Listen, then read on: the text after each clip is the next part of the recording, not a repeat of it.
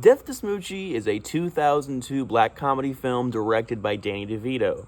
It stars Robin Williams, Edward Norton, Catherine Keener, Danny DeVito, and to a lesser extent, Jon Stewart.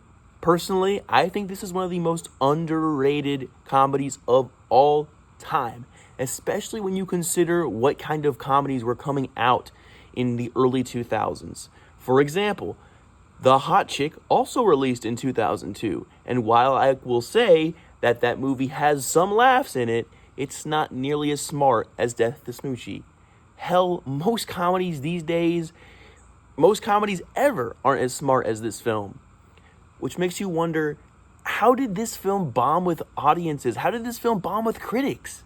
If you were to ask Danny DeVito, he would tell you it was mostly the studio's fault. They didn't understand this film, and they had no idea how to market it. And I can sort of see why. I don't envy the studio in this situation.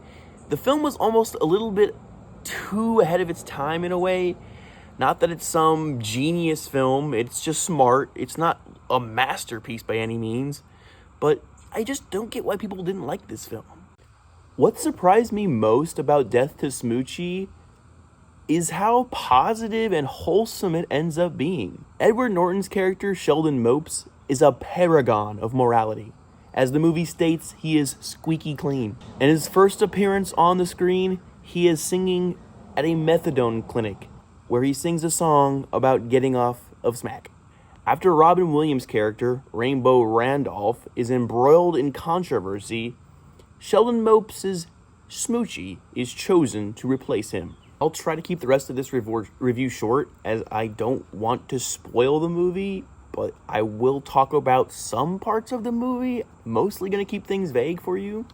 Smoochy is a purple rhino in the vein of Barney the dinosaur. He dances and sings songs with children that always have a positive message. Sheldon Mopes is directly opposed to the network, who are only interested in making money. Mopes heartily disagrees with all the merchandising venues that the network is trying to do.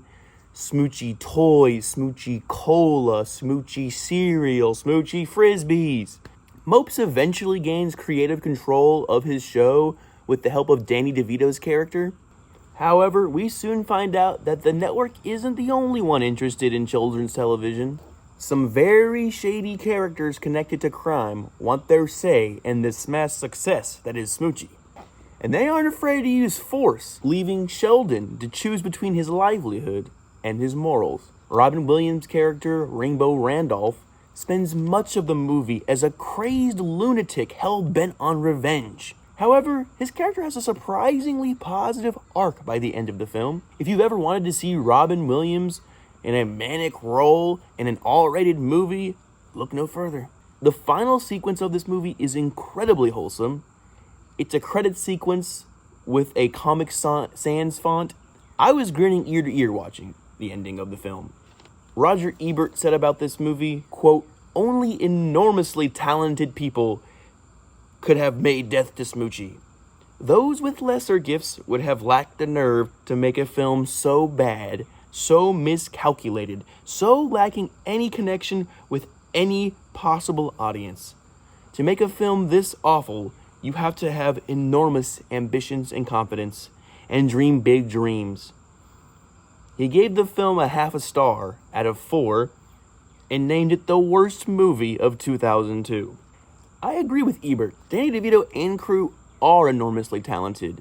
However, this is not a bad film. In fact, it's a great film, which is why I'm feeling an 8.5 out of 10 for this movie, and I highly recommend it to anyone who loves a good cult film.